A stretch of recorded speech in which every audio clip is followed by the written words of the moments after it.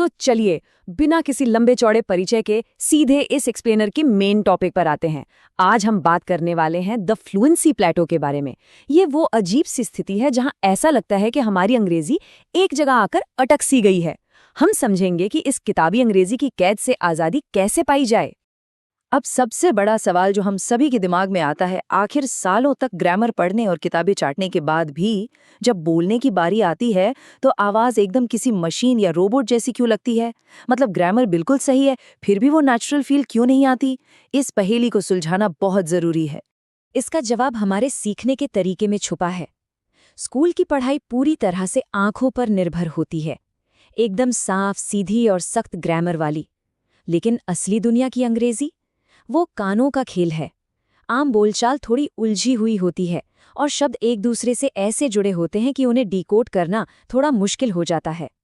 चलिए अब अपने पहले हिस्से पर चलते हैं, वेरी वाले इस जाल से बाहर निकलना। सच बताऊं तो बात बात में वेरी लगाना एक ऐसी आदत है जो दिमाग पर सीधा असर डालती है।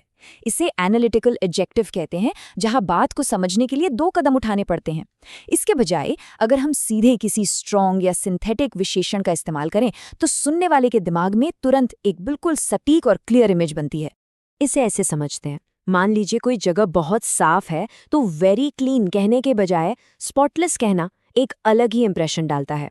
या फिर अगर दिन भर के काम के बाद बुरा हाल है तो वेरी टायर्ड बोलने से वो थकान महसूस नहीं होती जो सिर्फ एक शब्द एग्जॉस्टेड कहने से होती है। एक स्ट्रॉन्ग शब्द सही सिचुएशन के साथ मिलकर पूरी बात को जिंदा कर देता है। तो इस आदत को बदला कैसे जाए? बहुत आसान है। जब भी दिमाग में वेरी बोलने का ख्याल आए, बस 1 सेकंड के लिए रुकिए। इस छोटे से पॉज से हमारे दिमाग की वो पुरानी आदत टूट जाती है और हमें एक बेहतर और दमदार शब्द ढूंढने का मौका मिल जाता है। धीरे धीरे ये छोटी सी ट्रिक बोलने के पूरे अंदाज को ही बदल कर रख देती है। आगे बढ़ते हैं अपने दूसरे मुद्दे पर, आम बोलचाल की उलझी हुई और थोड़ी मैसी सच्चाई। अगर सचमुच के डेटा को देखें तो असली बातचीत बिल्कुल भी परफेक्ट नहीं होती। इसमें सोचना, थोड़ा अटकना, गलत बोलकर वापस शुरू करना और शब्दों को दोहराना बहुत आम बात है। किताबी भाषा बहुत घनी होती है, जबकि रोजमर्रा की बोली काफी हल्की होती है, ताकि दोनों तरफ से बात समझने का पूरा वक्त मिल सके। और हाँ, बोलने की रफ्तार। जिनकी ये मातृभाषा है वो बोलते समय हमेशा अपनी सहूलियत को आगे रखते हैं। इस वजह से शब्द आपस में घुल मिल जाते हैं। जैसे टू बन जाता है ट या गॉट यू मिलकर गौचा बन जाता है। आवाज का इस तरह छोटा होना और जुड़ना बिल्कुल नेचुरल है। लेकिन हैरानी की बात यह है कि ये सब हमारे सिलेबस से पूरी तरह गायब होता है। अब सोचिए, जब कोई पूछता है हाउ आर यू और हम कहते हैं I am fine thank you, तो ये किसी क्विज शो जैसा लगता है ना। इसकी जगह असली लोग बोलते हैं what have you been up to या कांट कंप्लेन। ये सिर्फ एक फॉर्मेलिटी नहीं है, बल्कि आसपास के लोगों के साथ एक हल्का फुल्का रिश्ता बनाने का तरीका है।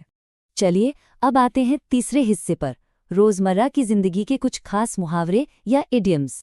अगर आज के सोशल डायनामिक्स और ऑफिस कल्चर को समझना है तो इन मुहावरों को जानना बहुत जरूरी है। उदाहरण के लिए थ्रो अंडर द बस, ये सिर्फ एक फ्रेज नहीं है, बल्कि जब कोई खुद को बचाने के लिए किसी और पर दोष डालता है, उस पूरी कॉम्प्लेक्स सिचुएशन को छोटे से शब्दों में बयान करने का एक जबरदस्त तरीका है।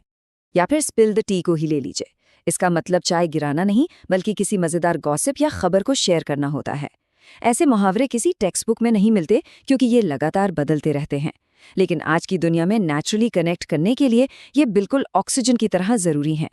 कुछ और मॉडर्न शब्द भी हैं, जैसे किसी से बिना बताए बात करना बंद कर देना, यानी गोस्ट समवन, या अचानक प्लान कैंसिल करना, जिसे बेल ऑन समवन कहते हैं। जब ऐसी कलरफुल टर्म्स हमारी बातचीत का हिस्सा बनती है तो बोलने में एक अलग ही कॉन्फिडेंस और पर्सनैलिटी झलकती है। ये दिखाता है कि भाषा सिर्फ रटी नहीं गई है, बल्कि जी जा रही है। आखिर में अपना चौथा हिस्सा, द मॉडर्न लर्निंग प्लेबुक। आज के नए एजुकेशनल वीडियो किसी मूवी से कम नहीं होते। ये बिल्कुल एक 3 हिस्सों वाली कहानी की तरह चलते हैं, जहां एक चुनौती होती है, सीखने वाला एक हीरो होता है और सिखाने वाला कोई समझदार मार्गदर्शक। ये फ्रेमवर्क लोगों को शुरू से आखिर तक बांध कर रखता है। और यहाँ एक बहुत ही चौंका देने वाला आंकड़ा है, 92% यानी 92%। इतने सारे लोग शॉर्ट फॉर्म वीडियो को म्यूट पर यानी बिना आवाज के देखते हैं। इस एक सच्चाई ने पढ़ाई और मोबाइल फर्स्ट एजुकेशन का पूरा तरीका ही बदल कर रख दिया है। क्योंकि आवाज बंद होती है, इसलिए कंटेंट का पढ़े जाने लायक होना सबसे पहली शर्त बन गया है। हर तरफ से आने वाले शोर और इन्फॉर्मेशन ओवरलोड के बीच ध्यान खींचना जरूरी है। इसके लिए स्क्रीन पर 3 से 5 मोटे शब्द, हरे और लाल रंग के विजुअल इशारे और हर 1-2 सेकंड में सीन बदलना, ये सब अब आम बात हो गई है। एक और जबरदस्त ट्रिक है भाषाओं को मिलाना। जैसे जब कोई कहता है रुको जरा 3 सेकंड्स में सीक्रेट रिवील, तो एक अलग सा कनेक्शन फील होता है। ये हिंग्लिश कोड स्विचिंग दिमाग की झिझक को दूर करती है और एक गहरा सांस्कृतिक जुड़ाव पैदा करती है, जो दिखाता है कि एजुकेशन में कल्चर कितना बड़ा टूल हो सकता है। अगर फिगर्स देखें तो ये बातें हवा में नहीं है।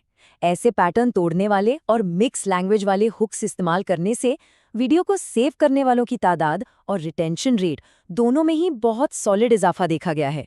ये ध्यान खींचने का एक धांसू तरीका है। एलिजाबेथ क्लो का एक बड़ा ही सटीक कोट है यहाँ पे, अच्छे वीडियो सीखने के लिए इसलिए काम करते हैं क्योंकि वे अच्छे वीडियो होते हैं, सिर्फ इसलिए नहीं कि वे वीडियो हैं। एकदम सही। हर सक्सेसफुल एजुकेशनल टूल के पीछे दरअसल एक बहुत मेहनत से कई ड्राफ्ट्स में लिखी गई स्क्रिप्ट होती है, जो सिर्फ और सिर्फ देखने वालों की ज़रूरत पर फोकस करती है। तो इस एक्सप्लेनर के आखिर में एक गहरा सवाल छोड़कर जाते हैं।